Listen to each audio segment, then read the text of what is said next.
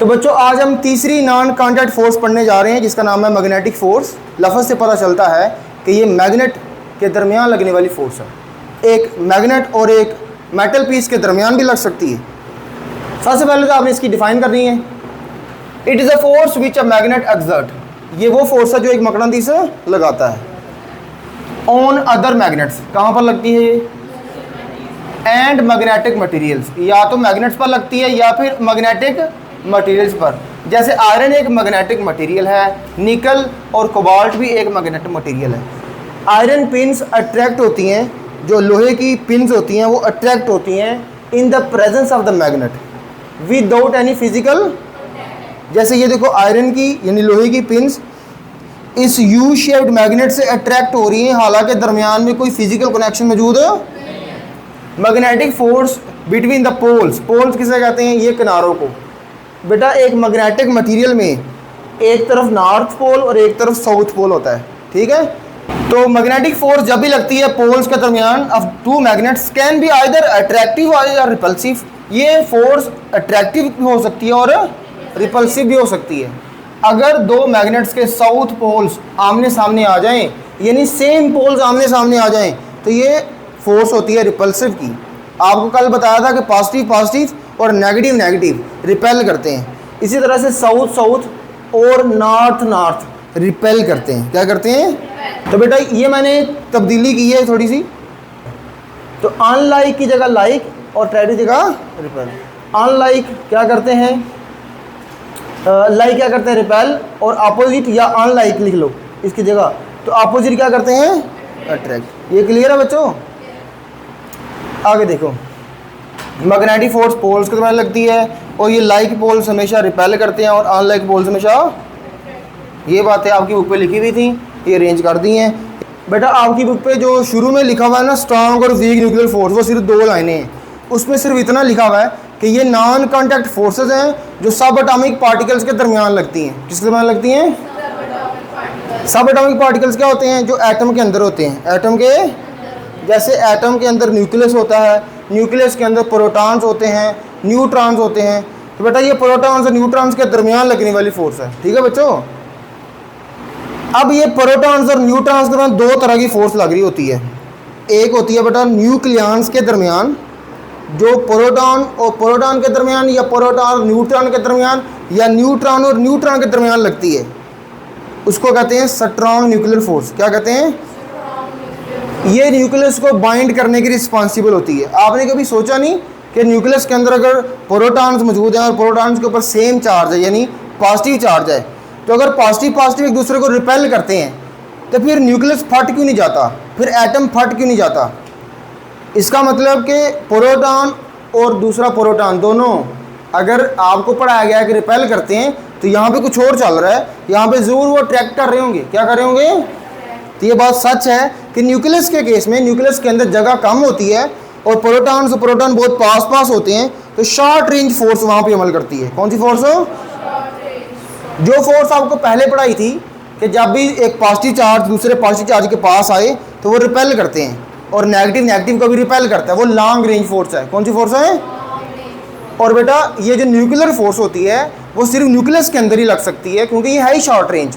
अगर प्रोटॉन्स दूर दूर हो जाएंगे फिर ये फोर्स नहीं लगेगी, अट्रैक्शन वाली ये वाली फोर्स स्ट्रॉन्ग न्यूक्लियर फोर्स नहीं लगेगी, सिर्फ रिपल्शन वाली लगेगी, ठीक है।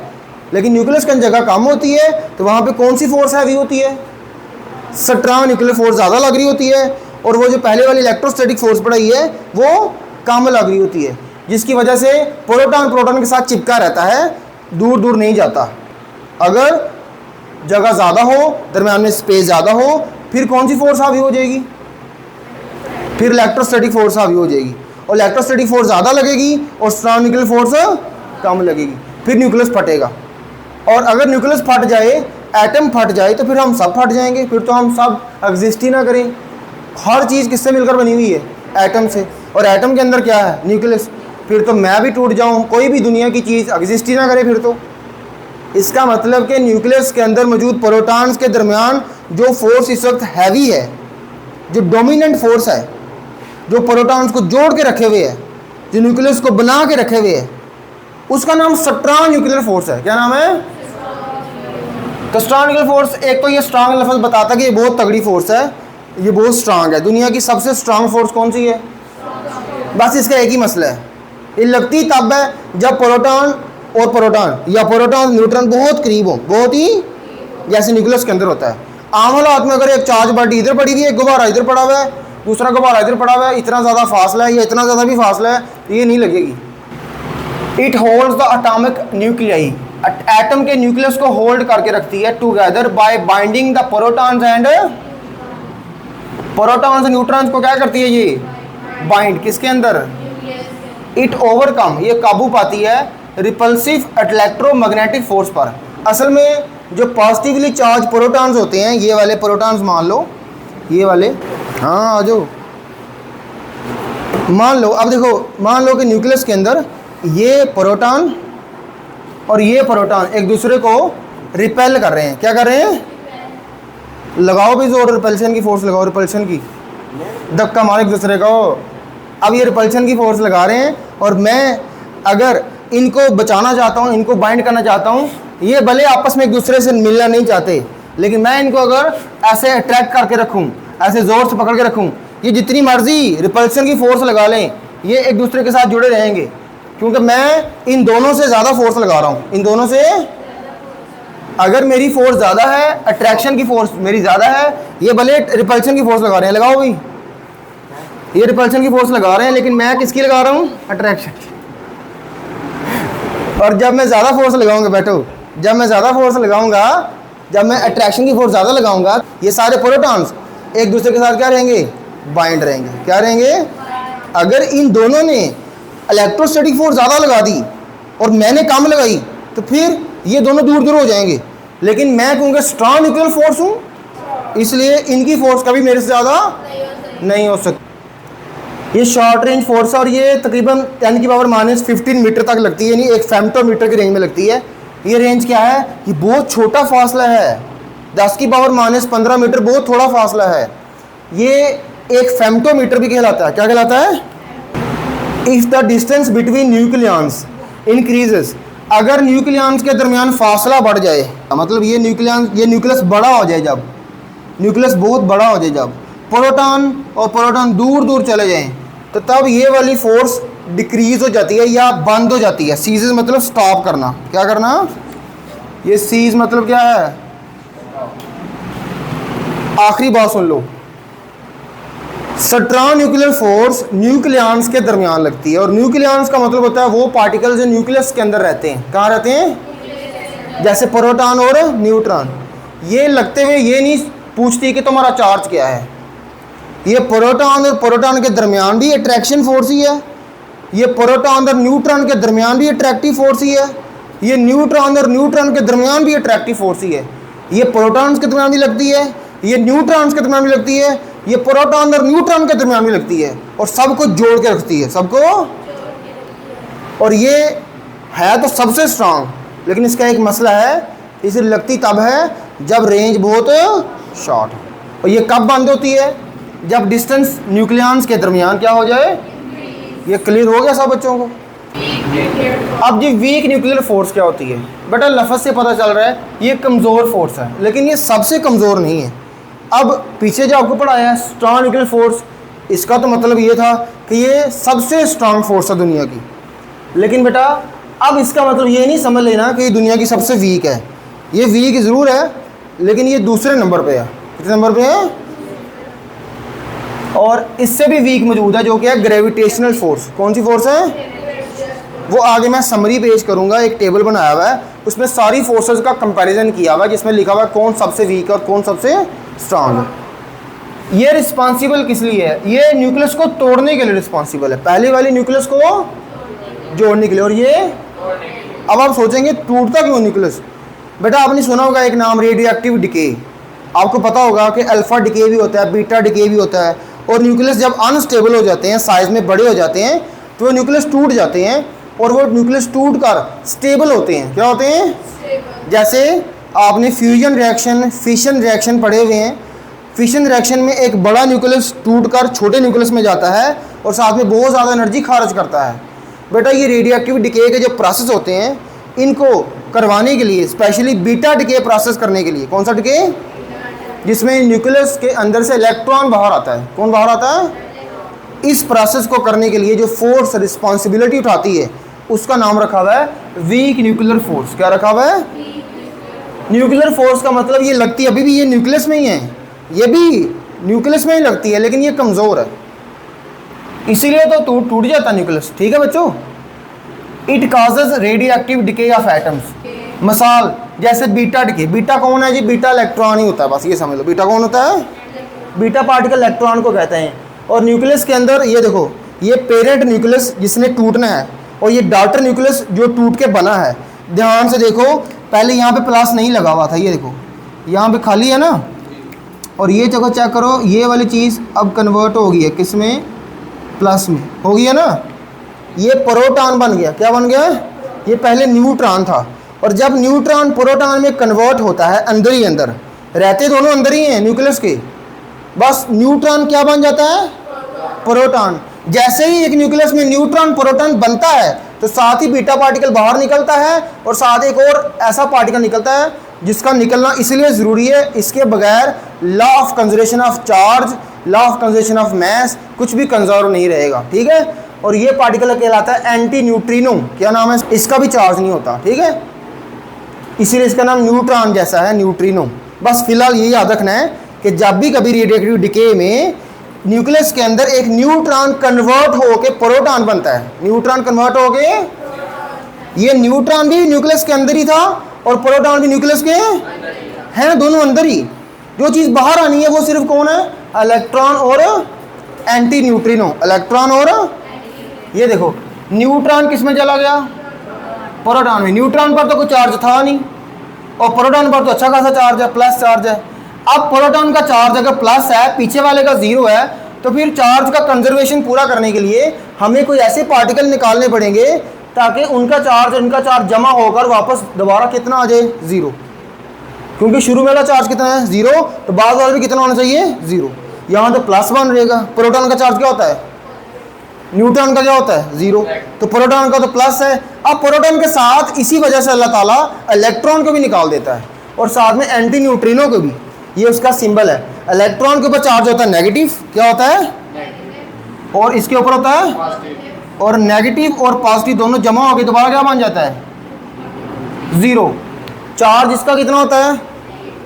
प्रोटॉन का, इलेक्ट्रॉन का नेगेटिव, नेगेटिव और पॉजिटिव जमा होकर दोबारा क्या बन जाएंगे? इसका तो चार्ज ज़ीरो होता है, इसका कितना होता है? इसका कोई फ़र्क नहीं पड़ता चार्ज की वजह, इसका बस मैस की वजह साथ निकलना पड़ता है। ठीक है। इस वजह से इलेक्ट्रॉन के साथ साथ कौन निकलता है? Anti neutrino. चार्ज को बराबर करने के लिए अल्लाह ताला ने चार्ज का लॉ बनाया हुआ है, law of conservation of charge, जिसके मुताबिक जब भी कोई इवेंट होता है तो शुरू वाला चार्ज, इवेंट से पहले वाला चार्ज और इवेंट के बाद वाला चार्ज बराबर होते हैं। अगर पहले चार्ज ज़ीरो था तो बाद में भी कितना होना चाहिए था? अब प्रोटॉन का प्लस, और इसका अल्लाह ताला ने कितना कर दिया? तो इलेक्ट्रॉन हमेशा साथ निकलता है। हमें कौन सा मिलता है? प्रोटॉन बाहर निकलता क्या? नहीं।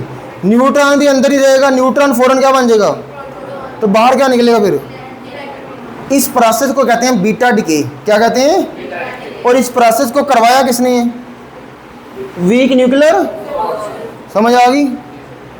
In this process a neutron changes into a, neutron change होके क्या बन जाता है? लेकिन बाहर नहीं निकलता, अंदर ही रहता है। और बाहर किसको निकालता है? बीटा पार्टिकल को। और साथ में कौन निकलता है? बस। और ये शॉर्ट रेंज फोर्स है, और ये 10 की पावर -17 मीटर होती है। 10 की पावर माइनस, ये 10 की पावर माइनस, और ये 10 की पावर माइनस 4 फंडामेंटल फोर्सेज हैं। कितने? इन 4 फोर्सेज के अलावा जितनी भी आप पढ़ते हैं, टेंशन फोर्स, फ्रिक्शन फोर्स, जितनी भी आपने पढ़ी हैं कल, वो सारी इनके बच्चे हैं। मतलब उन सब का ओरिजिन यही है। हम इनका ओरिजिन नहीं जानते, इसलिए इनका नाम फंडामेंटल रखा हुआ है। क्या रखा हुआ है? अब इसमें पहली है ग्रेविटेशनल फोर्स, दूसरी इलेक्ट्रोमैग्नेटिक। और इलेक्ट्रोमैग्नेटिक के अंदर दो आती हैं। कौन कौन?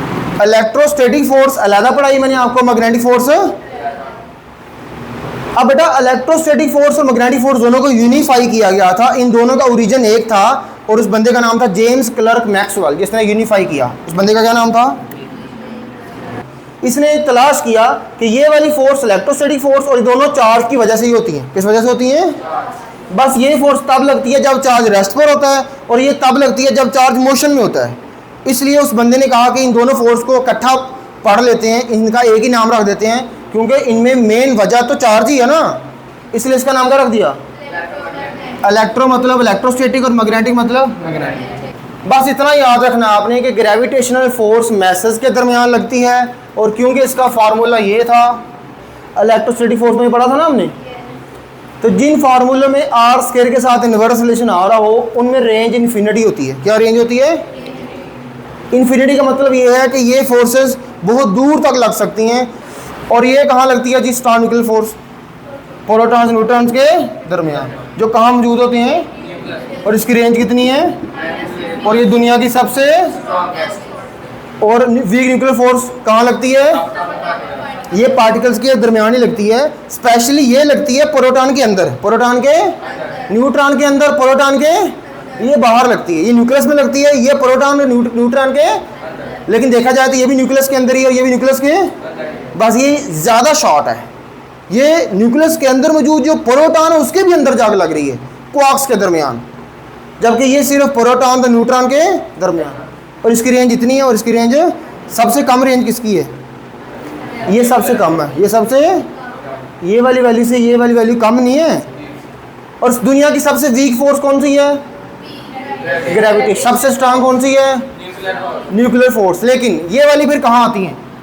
ये वाली जो इलेक्ट्रोमैग्नेटिक है ये वीक से भी स्ट्रांग है। वीक से भी क्या है? Stronger than gravitation and weak, stronger than gravitation and. ये इलेक्ट्रोमैग्नेटिक फोर्स दो फोर्सेस से स्ट्रांग है। कितनी फोर्सेस से? कौन कौन सी? जो सबसे वीक है ग्रेविटेशन उससे भी स्ट्रांग है ये, और ये वीक वाली से भी स्ट्रांग है। वीक वाली से भी, ये वीक वाली से भी क्या है? और वीक वाली फिर कहाँ आती है? ये वीक वाली कहाँ आती है जी? ये स्ट्रांगर है सिर्फ एक से, किससे? बाकी सबसे वीक है। ये इसका नाम वीक न्यूक्लियर फोर्स है, लेकिन फिर भी ये स्ट्रांगर है किससे? पहली वाली फोर्स से ये स्ट्रांगर है, और बाकी जो तीन है उन सबसे क्या है? ये वीक है। फिर से सुन लो, सबसे वीक कौन सी है? सबसे स्ट्रांग कौन सी है? इलेक्ट्रोमैग्नेटिक कहाँ आती है? ये ना सबसे वीक है ना सबसे, ये स्ट्रांग है इस ग्रेविटेशनल फोर्स से भी और इस वीक न्यूक्लियर फोर्स से भी। और ये वीक किससे है? सिर्फ एक फोर्स से वीक है। वो फोर्स कौन सी जिससे ये वीक है? वो है इससे।